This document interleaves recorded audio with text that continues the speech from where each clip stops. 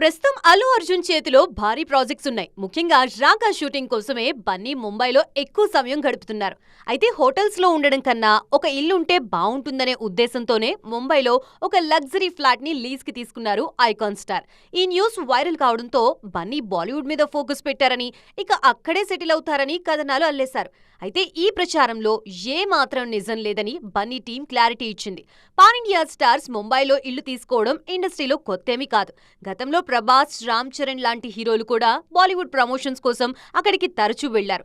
ఆ టైంలో వాళ్లు కూడా ఇల్లు తీసుకుని అక్కడే కొంతకాలం స్టే చేశారు. ముంబైలో బేస్ ఉండడం వల్ల టైం సేవ్ అవ్వడంతో పాటు మేకర్స్ తో నెట్వర్కింగ్ ఈజీ అవుతుంది. ఇప్పుడు అల్లు అర్జున్ కూడా షూటింగ్ కన్వీనియన్స్ కోసమే ఈ నిర్ణయం తీసుకున్నారే తప్ప పూర్తిగా ముంబైకి షిఫ్ట్ అయ్యే ఆలోచన ఆయనకి అస్సలు లేదు. ఇక బన్నీ హైదరాబాద్ విడిచి వెళ్లరు అనడానికి మరో స్ట్రాంగ్ ఎమోషనల్ రీజన్ కూడా ఉంది. ప్రస్తుతం హైదరాబాద్ లో అల్లు అర్జున్ ఒక డ్రీమ్ హౌస్ ని నిర్మిస్తున్నారు. అలా వైకుంఠపురంలో సినిమాలో చూపించిన ఇంటి రేంజ్ లో అంతకు మించిన లగ్జరీతో ఈ ప్యాలెస్ తయారవుతోందన్నది ఇండస్ట్రీ సర్కిల్స్ లో వినిపిస్తున్న మాట.